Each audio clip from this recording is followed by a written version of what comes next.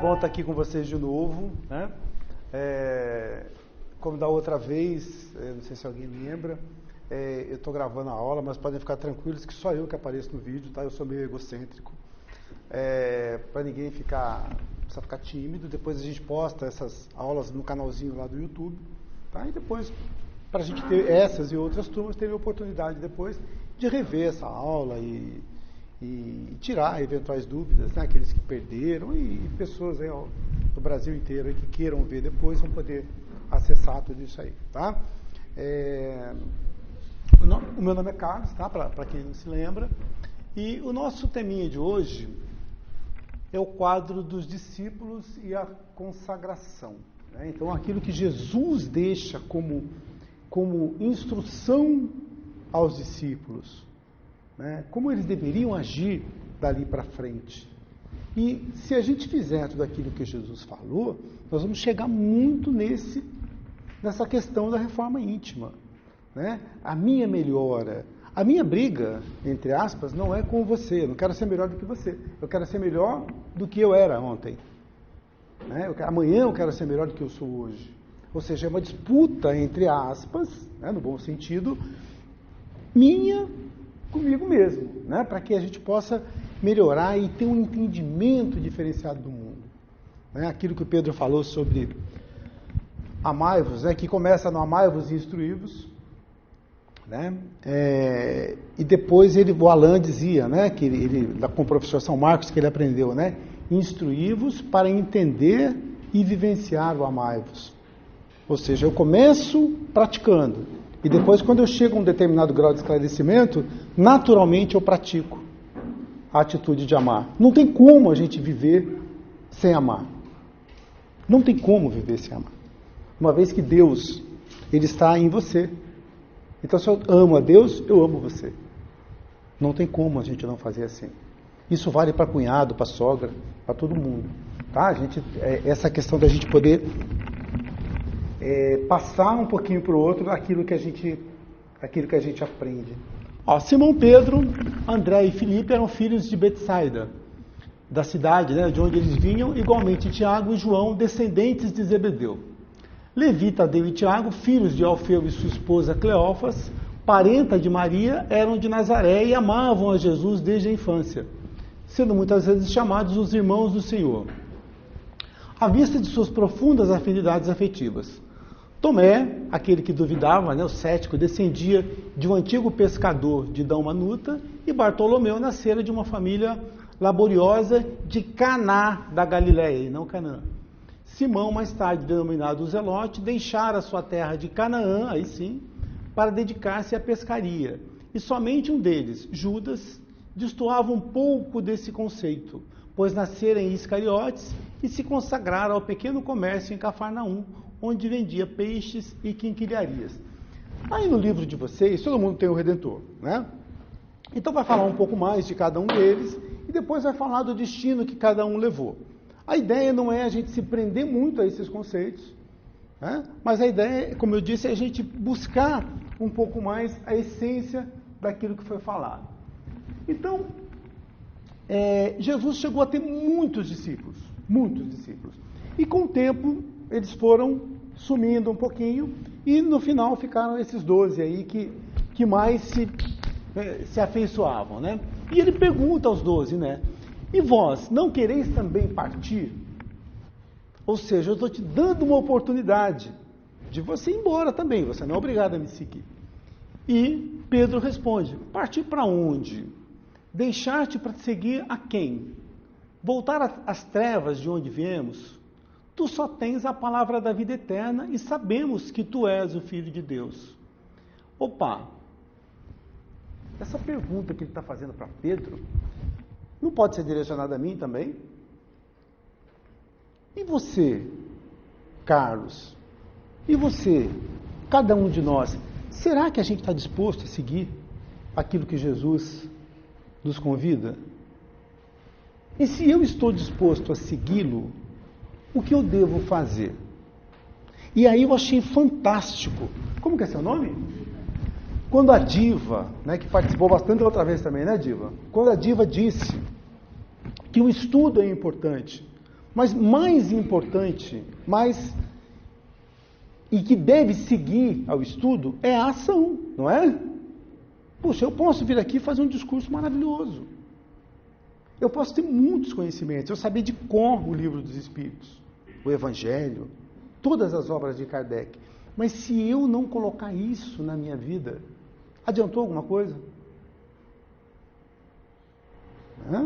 Eu costumo pensar assim: qual que é o primeiro estágio? Ignorância. Qual que é o segundo estágio?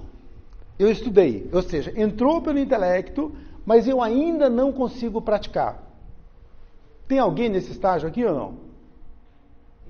Tem muitas das pessoas, com certeza, acho que todo mundo. Nós estamos aqui nessa fase.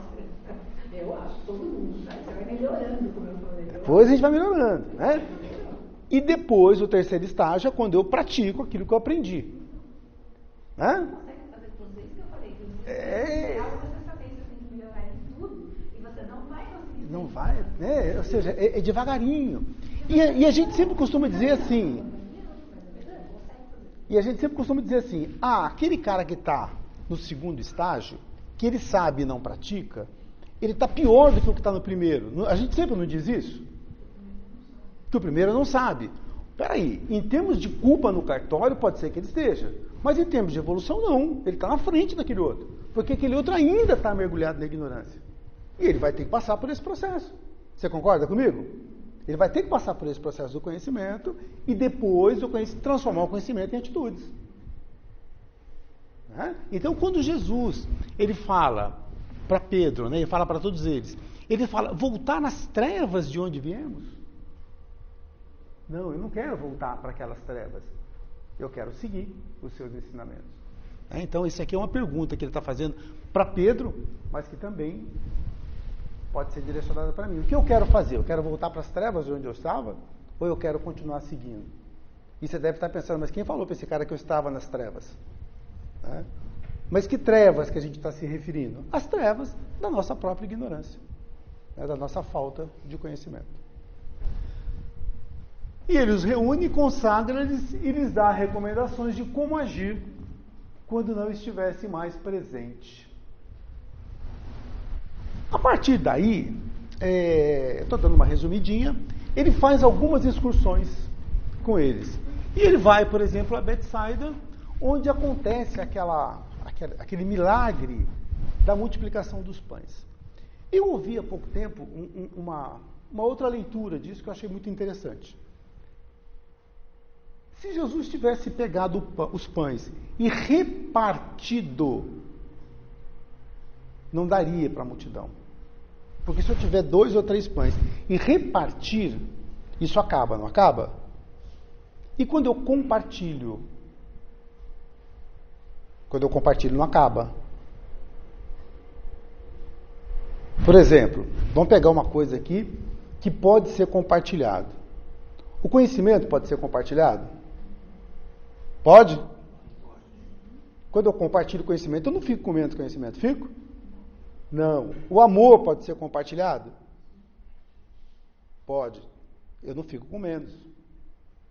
Tá? Então a diferença, da outra vez a gente andou falando sobre levar essas coisas ao pé da letra.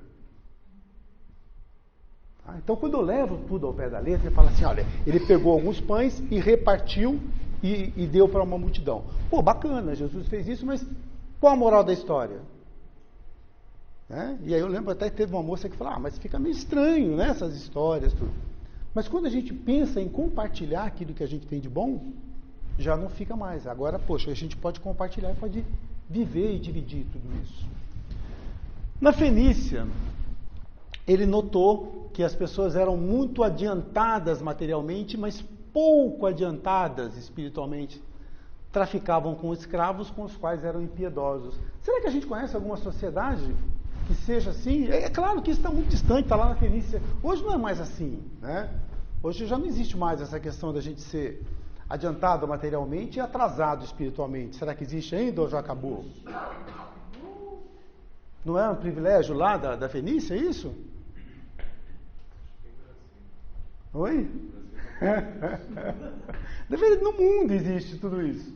né? No mundo inteiro nós ainda estamos nesse processo. Muito avanço tecnológico e caminhando no aspecto espiritual. É claro que já caminhamos bastante. Se você pegar, por exemplo, em que ano que acabou a escravidão no Brasil? 1888, né? 22 é a independência. Então, 1888. Se a gente fizer uma continha para chegar até aqui, dá o quê? 90, 130 anos. Puxa, é pouco tempo, não é? É pouco tempo. Se você pegar, por exemplo, duas pessoas de 65, um viveu 65, morreu, nasceu outra. Pronto, essas duas pessoas, quando o primeiro nasceu, ainda tinha escravidão. Uma terceira geração. Olha que beleza. Hoje é um absurdo a gente falar em escravidão. Em direitos, por exemplo, da mulher, em direito de algumas minorias. Então, a gente vê que já caminhou bastante com relação a isso. Então, eu não posso comparar a sociedade atual com aquilo que existia na Felícia. Mas a gente ainda tem um caminho muito longo a percorrer. Em Tiro e Sidom, ele observa que os homens valiam menos do que bestas nos campos. Eles eram atrelados. Você pegava pessoas e atrelava essas pessoas, né, ao arado para que elas puxassem o arado. E aí, quando essas pessoas ficavam doentes, o que você fazia? Morre e bota outra no lugar. Era barato o escravo.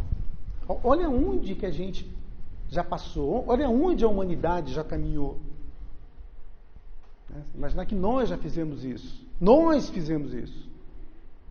Por isso que quando Pedro fala, você está na sua melhor versão, né, pode saber que talvez a gente tenha estado também fazendo, né, esses absurdos aqui.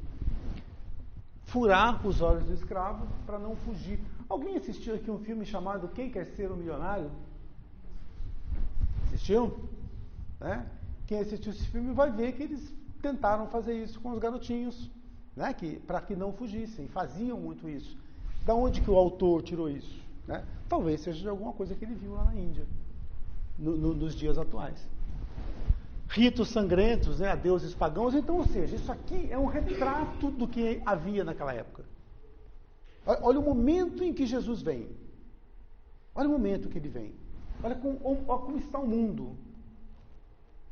Quando eu li esse capítulo, eu fiquei refletindo bastante sobre a cultura, sobre o que era comum para eles. Eles faziam isso daí com uma normalidade, como se fosse uma coisa comum. Prefiro chamar de ignorância, falta de cultura. E aí sim, chega Jesus para dar um novo ensinamento, para abrir os olhos. Então, eu quero acreditar que não era maldade, e sim cultura. Na verdade não é maldade, é a falta de conhecimento. Né? Ou seja, é o que Santo Agostinho diz. Ele fala, não existe o mal, existe a ausência do bem. É a ignorância. Então, quando nós ainda estamos num estágio muito atrasado, no aspecto do conhecimento, é claro que a gente vai praticar atrocidades. E hoje, todos nós que ainda praticamos algum tipo de absurdo, não é por falta de conhecimento também.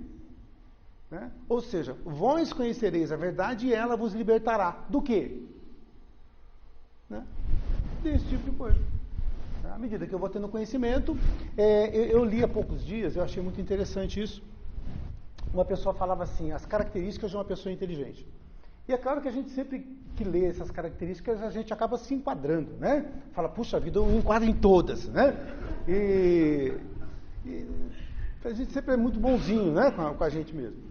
Mas uma das características que foi colocado lá, que eu achei muito interessante, é o seguinte, todo ser inteligente, eu tenho certeza que todo mundo aqui vai se enquadrar, ele tem uma empatia muito aguçada. O que é empatia? Eu me colocar no seu lugar. Ou seja, vamos transformar isso? Quando o espírito é um pouco mais evoluído, à medida que nós formos evoluindo, eu vou me colocar no seu lugar. Você vai se colocar no meu lugar. E aí a gente vai lembrar de uma coisa que Jesus falou. Não faça para o outro aquilo que você não gostaria que fizessem para você. Jesus falando em empatia. A gente se colocar no lugar do outro até que é fácil. Mas a gente se colocar no lugar do outro, sem os preconceitos, sem as ideias preconcebidas, aí o bicho pega. O problema, sabe o que é? Eu não sei se vocês concordam. É o julgamento. Porque o que acontece? Quando eu vejo... quem que falou em alguma coisa aqui das diferenças? Acho que foi a moça que fez as vibrações. Que ela falou das diferenças. É claro que existem diferenças. Ela está aqui ou já foi embora? Está no P3B. Existem diferenças. Aqui nessa sala existem diferenças? Claro que existe. Onde tiver 2 seres humanos vai haver diferença. E a questão que é eu olhar para você, reconhecer as diferenças, sem julgar. O problema não é a diferença, o problema é o julgamento que eu faço dessa diferença. Né? Eu achar que por ter uma pele de um tom diferente do seu, isso me faz superior ou inferior. De achar que eu sou de uma determinada religião, de uma determinada etnia, isso me transforma em alguém melhor. Opa, aí entrou o julgamento. Então, quando eu vejo aquilo que você está fazendo de errado, ou de certo, e julgo, aí que está o erro. Porque a diferença vai sempre existir. Né? E o preconceito, não é isso? Não é exatamente isso? O preconceito, eu vejo algo em você diferente e falo, desse cara não pode vir coisa boa. Por quê? Porque ele é de tal lugar. Né? São os extremismos que a gente observa toda hora. É claro que aqui no Brasil, a gente vai dizer que não tem muito extremismo. Mas é só ir para as redes sociais que a gente vai ver toda hora. Né? Pessoas brigando por causa de bobagens, por causa de religião, por causa de político, por causa disso, daquilo. Né? Então, vamos debater? Vamos, mas vamos debater ideias. Né? Com educação, com respeito. Aí pode. Mas eu não posso dizer para você que discorde de mim que você é um burro. Geralmente, quando você pensa igual a mim, eu falo assim, puxa vida, você é um cara muito bem esclarecido, você é um cara inteligente. Né? E quando você pensa diferente de mim, eu falo, olha, você é um burro. Não é dessa forma que a gente vê os extremos hoje? Então, é o respeito. Né? À medida que eu respeito você, eu me coloco no seu lugar, eu utilizo a empatia. É claro que a gente vai conseguir se posicionar de outra forma. Tranquilo até aí? Aí ele fala, olha, então eis a vossa missão. Agora vão em meu nome. Não sigam o caminho fácil, comum. Vão à busca dos angustiados, curem os enfermos, trabalhem de coração. Esclareçam os desiludidos, não ajunteis o supérfluo em alforjes. O que é vão em meu nome? O que é isso? O que ele está querendo dizer para mim? Levar a minha palavra. Dentro daquilo que ele me explicou. Né? E para não seguir o caminho fácil, o caminho comum, o que ele está tentando me dizer aí? O que é o caminho fácil? Não seria as tentações, é isso? Eu também não sei. Quem que pode me ajudar a exemplificar o que seria esse caminho fácil, esse caminho comum? Será que ele não está falando aí no próprio senso comum, que muitas vezes a gente abusa dele? Da modinha, vamos dizer assim? Todo mundo faz, eu também posso fazer. Será que não seria mais ou menos esse caminho? Por que você está fazendo tal coisa? Porque todo mundo faz. Ou seja, esse não é o caminho comum? Não é o caminho fácil? Mais conhecido popularmente como Maria vai com as Maria vai com as outras. Né? Muitas vezes a gente não está seguindo aí ao sabor, né, da maré, ao sabor da onda, e não para refletir. Ou seja, acorde, reflita, pare para pensar naquilo que você está fazendo. Desperte. Né? A gente vai seguindo, muitas vezes, a onda. Né? Aí fica um pouco mais difícil. Vão em busca dos angustiados. Né? Ou seja, quem são os angustiados?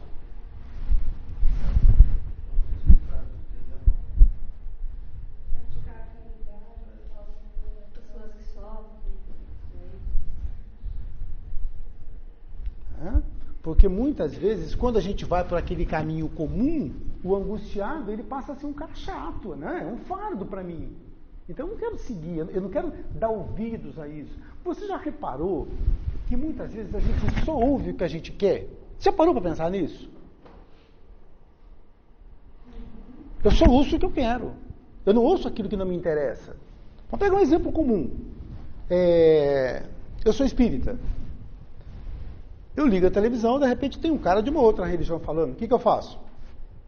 Mudo de canal. Eu vou assistir um debate político. Primeiro, eu visto uma camisa como se estivesse torcendo por um time. E agora vai começar o debate presidencial. É importante a gente pensar nisso. Eu visto a camisa de um determinado candidato como se torcesse por um time.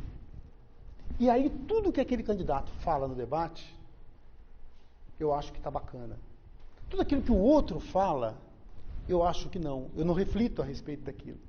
Por quê? Porque eu não estou ouvindo o debate para ver quem tem a melhor proposta. Eu quero que aquele que eu escolhi ganhe, mesmo que ele fale asneiras.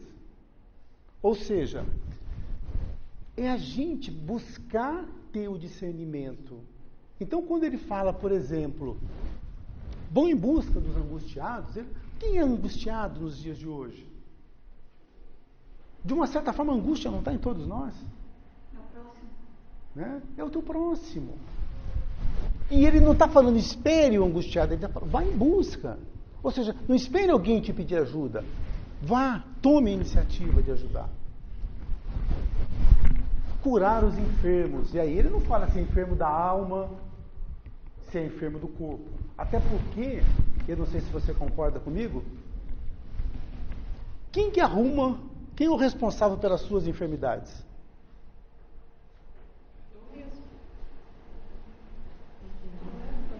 A própria pessoa, não é? A gente espera que o governo nos dê saúde. Não, o governo não vai te dar saúde, o governo vai te dar remédio. Saúde é você. É você que cuida da sua saúde. Através, principalmente, dos seus hábitos e pensamentos. Você lembra do ditado que fala mente sã, corpo são? Né? Ou seja, cure os enfermos. Então eu não estou falando só daquele enfermo que está lá no hospital. Eu estou falando daquele enfermo em potencial, muitas vezes. Levando uma palavra amiga para aquele que está angustiado, para aquele que está passando por um problema. Ou seja, é uma atitude de solidariedade, né? Mas faça isso de coração. Você lembra lá que em Paulo, ele fala assim, mesmo que eu pegasse os meus bens, vendesse, pegasse o dinheiro e desse aos pobres, mas se não tivesse amor, isso nada me valeria. Você já ouviu isso em Paulo? Ué, mas, peraí, eu não tenho que fazer caridade? Se eu pegar os meus bens, pegar o dinheiro e der aos pobres, isso não é caridade? Não? Eu achava que era, só pegar e dar uma grana pro pessoal e estava legal. De acordo com a aula passada, isso é Assistencialismo. Ou seja, o que Paulo me recomenda? Olha, se você vai fazer, faça com amor. Faça de coração. Não adianta eu simplesmente fazer. É claro que esse tipo de obra ajuda, e muitas pessoas. Mas o importante é a gente fazer isso com amor. Ou seja, faça de coração. Esclareçam os desiludidos. Tem algum desiludido aqui ou não? Não? É.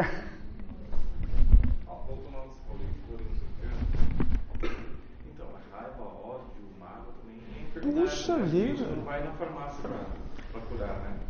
Na verdade, esses são os mais enfermos, né? Nós, quando estamos nessa condição de raiva, enfermidade, ódio, puxa, eu estou enfermo da alma e estou pronto para ficar enfermo do corpo. Foi feita uma pesquisa há alguns anos, e eu acho muito interessante esse tipo de levantamento, que falava que uma boa parte das pessoas que foram abandonadas pelos cônjuges e se sentiram numa situação de injustiçados, passado algum tempo, adoeceram fisicamente.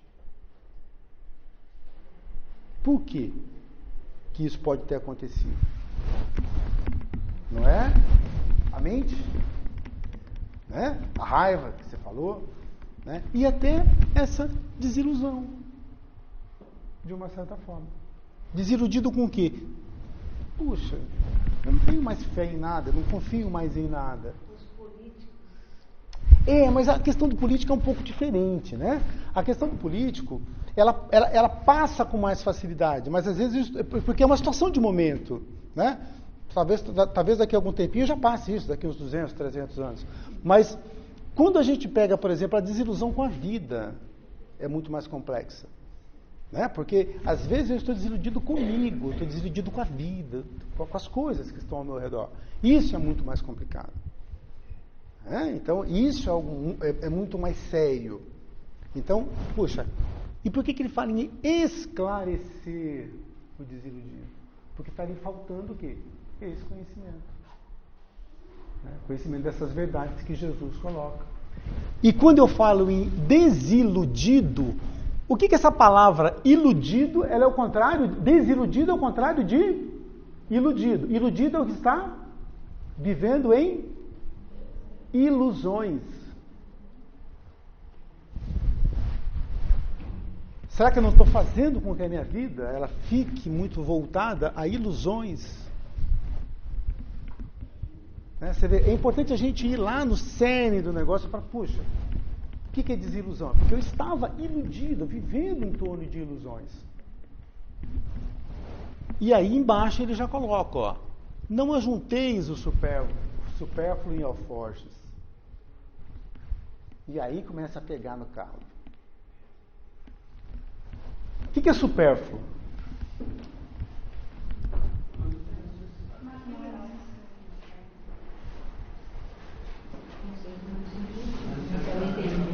Até eu entender a profundidade dele, é muito subjetivo. Eu acho.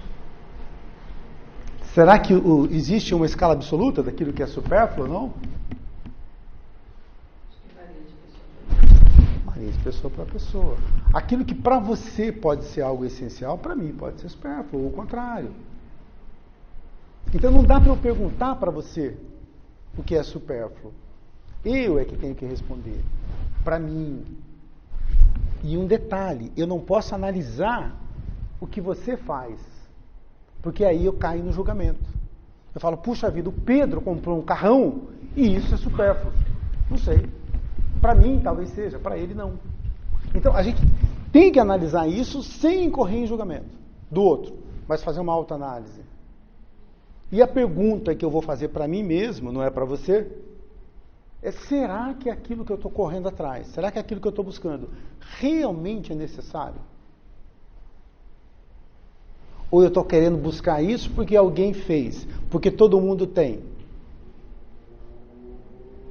Eu quero assistir o jogo do Brasil antes da Copa numa TV de 78 polegadas, porque meu cunhado comprou uma. E eu vou 4K, né? E vou lá na Casa Bahia, faço um baita de um carnê. Mas você precisava dessa televisão? Não, nem gosto de futebol. Mas por quê? Porque o cunhado comprou. Será que a gente não faz isso às vezes? Eu sei que é claro, a gente que está aqui não, mas o pessoal lá fora, né? Será que não faz isso às vezes? Não, mas eu sempre duvido. Se você comprar uma televisão desse tamanho, você assiste todos os demais filmes e vai ficar feliz. Entendeu? Aquilo é um ponto. Sim.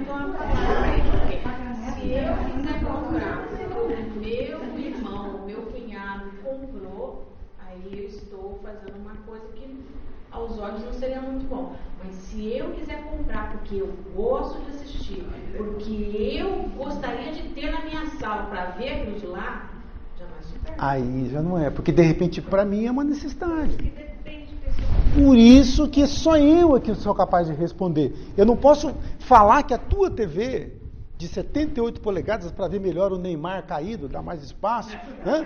Fala, puxa, a sua televisão... Não, para mim talvez seja.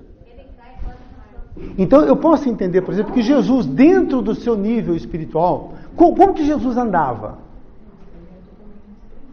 Né? O veículo mais imponente que ele andou foi o quê? Um jumento.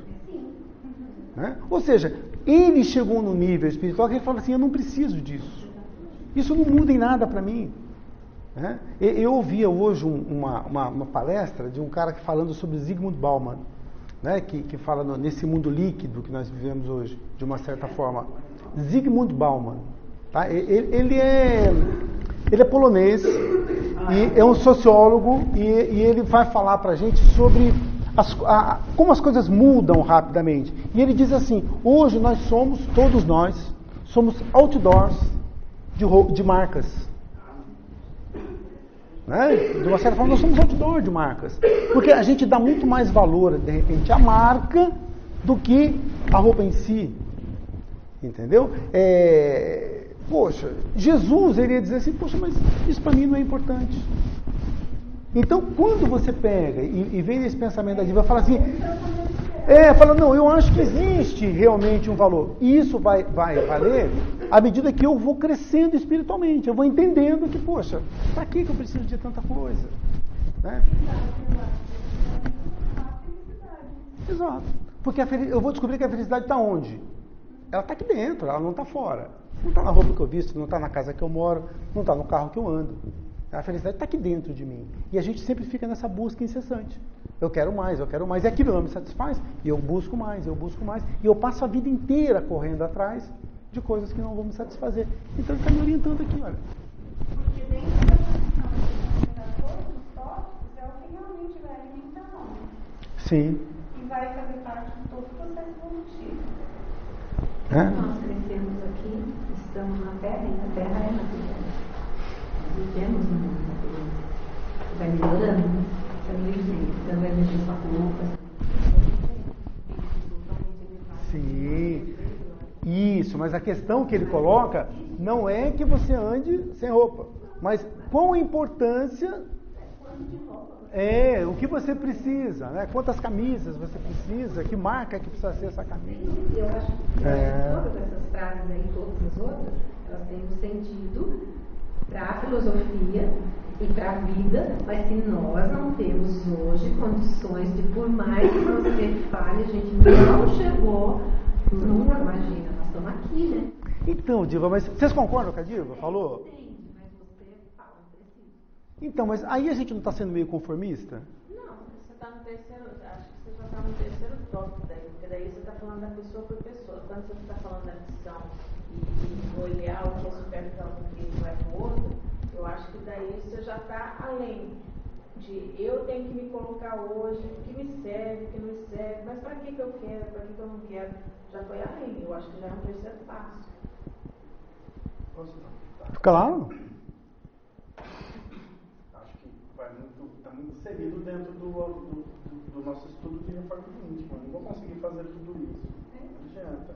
Mas a gente tem que prestar atenção na aula e a proposta. O Carlos colocou o primeiro slide. Qual que foi o primeiro slide? Cadê aquelas pessoas que me seguiram? Vocês também não vão embora? Não foi? É o que o mestre está falando. Por ele perguntou, vocês não querem ir embora? A nossa proposta é ser cristão? A nossa proposta é ser cristão? E ele está falando, aí depois dele falar assim, vocês vão me seguir? Beleza. Eis a missão do cristão. Vocês querem me seguir? Você está achando que é moleza ser cristão? Você acha que ser cristão é ir na igreja? Você acha que ser cristão... Não, ser cristão é o seguinte... Vocês vão em meu nome, vocês não sigam um caminho fácil, vão atrás dos angustiados, curem o enfermo, trabalhem de coração, esclareçam o desiludido e não ajunta supérfluo. Faz isso que vocês são cristãos. Por enquanto nós não somos cristãos. Tá? A gente está mais naqueles que tem para andar. Se o mestre perguntar, você fala, mestre, vou tentar um bocadinho, sabe? Você não faz nenhum Sim, então isso que eu estou falando. A gente vai buscando, mas a proposta de ser cristão na sua essência, ela é feroz. E ninguém está falando em voto de pobreza, tá? Não. Ninguém está falando em voto de pobreza, não. Está falando numa reflexão. Numa reflexão que vai muito. Você pega, por exemplo, se Jesus tivesse visto o materialismo que a gente vive hoje, então, nossa, ele teria dado muito mais ênfase. Mal passada a informação, a gente acha que quando Jesus fala assim, escolheu os apóstolos, a gente acha que, sabe, o que foi passado lá? Tinha uma galera, né? Pedro, É nóis! me escolhe, Senhor, Diva, vem pro meu lado. Não, é o que o Carlos falou, né? Que vai demandando, filho. O pessoal foi demandando. Por quê? Porque é mais fácil a gente seguir o caminho fácil. Na hora que viu que a gente vê que seguir o mestre é o caminho difícil, a gente demanda. Sabe o que a gente fala? Agora, quando você falou do senso comum, a gente fala que a gente gosta das boas coisas da vida. O que é boa coisa da vida? O que é a boa coisa da vida? Sabe? É o caminho fácil, é a porta larga, sabe? E a gente confunde, por quê? Porque tá aqui a boa coisa da vida. Se a gente for inteligente, a gente vai ver. Fazer caridade é boa coisa da vida. Tem muita coisa que são as boas coisas da vida, mas a gente não entende. A gente acha que tomar choppinho e... Ler um bom livro, estar com a família, estar entre amigos. Boas coisas, né? Mas assim, ó, só pra gente fechar esse tópico, né? Eu entendo o que a Diva falou, mas assim, tudo aquilo que eu achar que é difícil, vai ficar mais difícil ainda para eu chegar. Então, não, é difícil, mas é uma reflexão que eu devo fazer. Né? E aí a gente está pegando direto em coisas do mundo moderno. Você vê, há 2000 anos ele impacta em coisas que hoje, nesse mundo moderno, a gente está vivendo. E aí fala, mas será que eu preciso realmente sofrer tanto para ter uma porção de coisas que talvez não vai fazer uma grande diferença na minha vida? E aí ele continua, né? Não se iludam com luxos. Busquem aqueles que desejam os bens do céu. O que são os bens do céu? Não acumuleis tesouros na terra, mas acumuleis tesouro no céu. Olha, e eu vou dizer uma coisa para vocês. Nós estamos num número bastante razoável aqui. Mais de 20. Eu não contei, mas deve ter mais de 20. Hoje é quinta-feira. Amanhã é sexta 13 ainda, para acabar de lascar, né? Um frio danado lá fora. Eu tenho certeza absoluta, não quero fazer média com ninguém, que vocês, nós todos que estamos aqui, estamos buscando os bens do céu. Pelo menos nesse instante. Pelo menos nesse instante. Eu podia estar em casa fazendo outras coisas. E, no entanto, a gente está aqui. Então, o que ele está querendo dizer? Busquem aqueles que desejam os bens do céu. Olha que debate gostoso que a gente tem aqui nesse instante. E isso não vai esclarecendo a gente? Né? A Diva tem uma opinião, o Pedro tem outra, você tem outra. Que gostoso. E aí a gente vai crescendo em cima de tudo isso. Eu tenho certeza que todo mundo sai um pouquinho maior do que entrou. Ou seja, buscar os bens do céu, buscar os tesouros do Espírito. E isso é muito importante. A aula passada já foi um debate sobre caridade, especialismo, e a gente já guardou. Quando você falou hoje, na hora todo mundo na ponta da língua. Entendeu? A gente debateu uma coisa que a gente aprendeu quando criança do que seria, a gente não quis aceitar muito, como quando o Pedro falou, o que era caridade, né? Mas a gente colocou e hoje a gente rapidinho também a mente. A gente aprendeu que caridade não é das blusas velhas que a gente tem em casa, no guarda-roupa. Né? Isso é até bom, mas não é isso, né? Não é essa... Haverá mais rigor com os hipócritas do que com os pecadores. E que é hipócrita nesse sentido aí?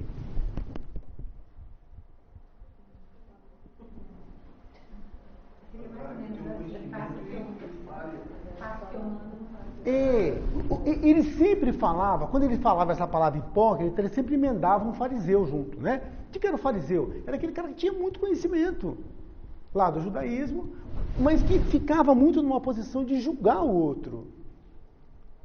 Né? Eu sou o juiz das pessoas. Né? E muitas vezes eu estou me deixando levar apenas pelo senso comum.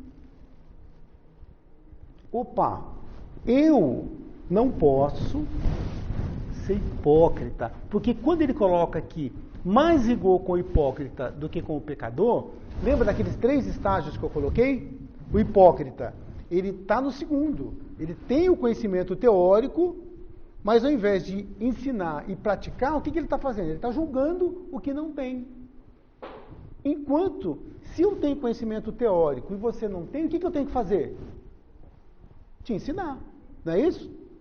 Ou, se você tem mais que eu, aprender com você. E não nessa posição de julgamento. Ou seja, de hipócrita ele sabe, mas sempre naquela posição de julgar. Coisa que hoje a gente não faz mais. Isso eu acho que já acabou. Né? Isso era só naquela época. Sereis entregues a seus tribunais e sereis açoitados. Ele está se referindo ao de cima. Pois é o Espírito amoroso do Pai que fala em todos nós. O que ele está dizendo para mim aqui? É o Espírito amoroso do Pai que fala em todos nós.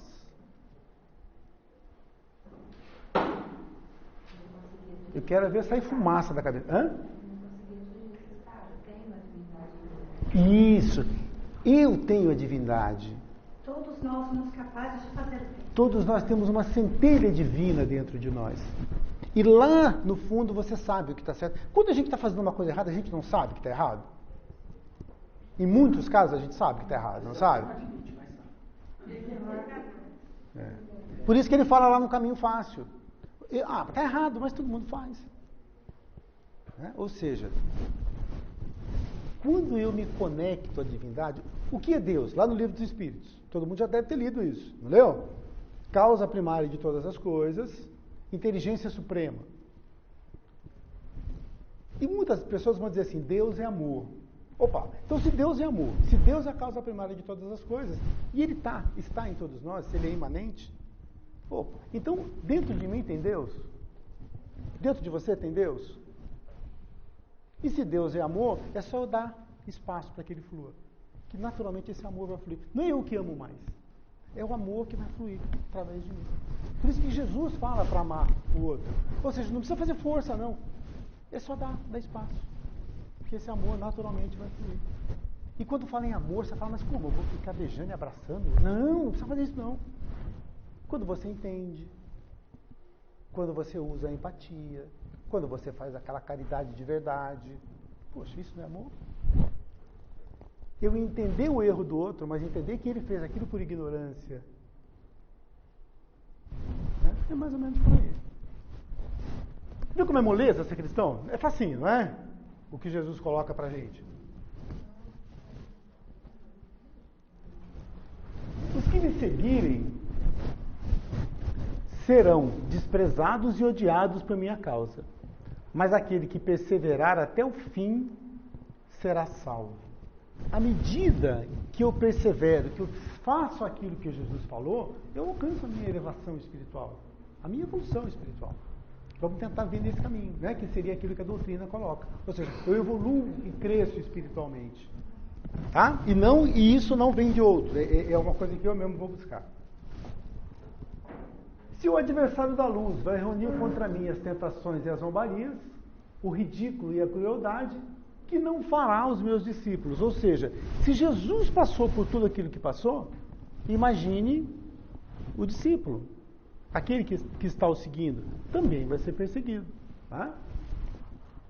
Acima de tudo está o Pai. Então, aqui é. O que vos ensino em particular, difundi-o publicamente, porque o que agora escutais aos ouvidos será objeto de vossas pregações de cima dos telhados. Ou seja, o que é essas pregações aí que eu vou ter que fazer? Então, aquilo que ele me ensina é aquilo que eu vou fazer. E qual é a melhor maneira de eu fazer essa pregação daquilo que Jesus me ensina? Qual? Vocês concordam com ele? Dá o exemplo.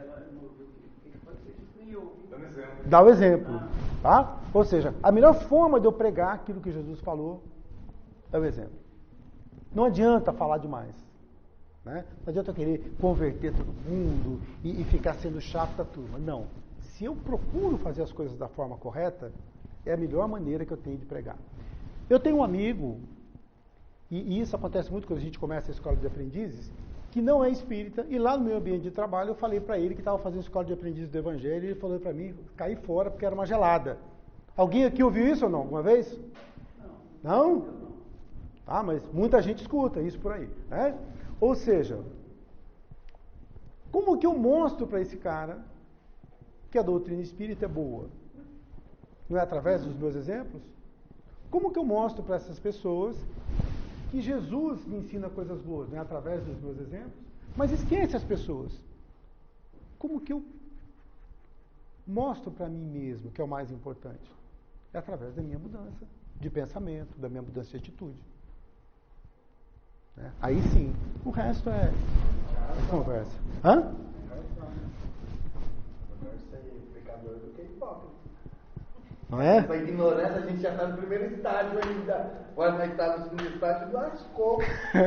Tá ficando mais difícil. Tem razão, você está entrando numa fria, porque depois que a luz se faz, a luz não pode ser apagada. Ela fala que a ignorância é protetiva. Então. Então tem dia que ela não quer saber, ela tem um alter ego que ela criou. Ela atende o telefone e quem fala? Beatriz, o nome dela não é Beatriz, tá? Quero falar com a fulana, que é ela. Ela não tá hoje, tá externa, quer que eu anote o recado? Ela fala, gente, ignorância é protetiva. Mas muitos de nós, nós fazemos isso às vezes. Você fala, eu não quero nem aprender, né? Eu não quero nem saber, porque aí eu vou ser obrigado a fazer.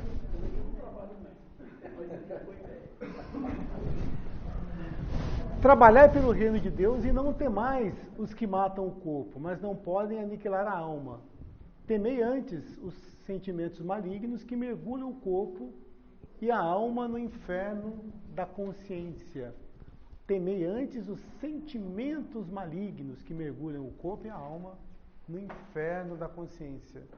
Ou seja, o inferno é a minha própria consciência. A doutrina espírita não acredita no lugar físico para o inferno, mas acredita que o inferno está aqui dentro de mim. É minha consciência me cobrando, muitas vezes. Então, quando se fala você vai para o inferno, claro, você se coloca no inferno. Eu posso estar numa mesma casa, no mesmo lugar, com uma pessoa do céu e outra no inferno. Não é possível isso? Né? Por quê? Porque eu estou criando o meu céu, eu estou criando o meu inferno. Quem são os discípulos do Cristo? Só ele que levantou a mão. Não levantou.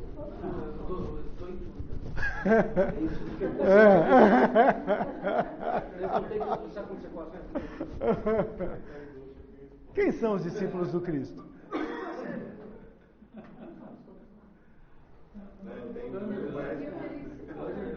Oi? Todo mundo tenta seguir o que ele ensinou. Passar para as pessoas, né? Estamos tentando. Será que é difícil a gente ser discípulo de Jesus? Quando a gente faz esse tipo de pergunta, a gente imagina assim, puxa, então para ser discípulo eu tenho que estar nesse estágio? Claro que não, é todo aquele que quer aprender. Se a gente está aqui e a gente quer aprender, nós somos discípulos. E aí é claro que cada um de nós vai seguir o nosso estágio. Né? Fazer as nossas reflexões, aumentar o nosso conhecimento, expandir a nossa mente, para que a gente possa a cada dia ir refletindo sobre tudo isso que ele nos fala. Né? Sobre essa missão que a gente vai ter. Poxa, se eu quero ser um discípulo de Jesus, devagarinho, passo a passo. Eu só espero que tenha alguém aqui depois das férias, né? Porque depois que fala essas coisas, o pessoal acaba sumindo depois. Né? Mas é passo a passo. A gente tem tempo para isso. Mas é claro que tudo aquilo que eu sentir que eu posso mudar vai ser importante. E para tudo isso é importante uma coisa chamada autocrítica. Autocrítica. Poxa, por exemplo, só para a gente ir finalizando, tem alguém pavio curto aqui ou não? É só ela, então não tem problema. Então dá para falar, é só ela, não tem. Como que é seu nome? Só a Juliana, o resto é tranquilo, não tem esse problema. O resto não tem pavio. Então, por exemplo, eu sou pavio curto. Um exemplo. Eu não, só a Juliana que é pavio curto. Vamos supor, eu sou pavio curto e digo assim, olha, eu sou assim mesmo e quem quiser vai ter que me aguentar desse jeito. Difícil. Agora, você quer ver uma coisa? Discurso Zagalo. Só que às vezes eu sou pavio curto, não, a Juliana, eu sou pavio curto com aquele que teoricamente é mais fraco do que eu. Ou seja, em casa, não com a mulher, com os filhos. A mulher é mais forte. Agora, será que com o meu chefe eu sou pavio curto? Com o chefe eu consigo me acalmar mais. Né? Quando o chefe fica... Não é mesmo, Juliana? Com o chefe a gente se segura. Mas com aquele que é mais fraco do que eu sou pavio curto. Opa, então esse pavio curto tá meio estranho, não tá? Eu não posso resolver isso então? Ué, faz de conta que todo mundo é meu chefe. Tá resolvido. Ou seja, você vê como a gente consegue corrigir algumas coisas? Então, toda vez que eu dei aquele estouro do pavio curto, eu tenho que fazer uma análise. Olha, eu errei. Mas você fala, mas ele me provocou muito. Mas mesmo assim eu errei. Mesmo ele tendo me provocado muito, eu não podia ter estourado. Eu tinha que ter achado uma outra saída. Ou seja, autorreflexão, autocrítica, autoconhecimento. Quem são os discípulos de Jesus? Aquele que busca a sua melhora a cada dia. E finalizando, qual a minha responsabilidade na evangelização?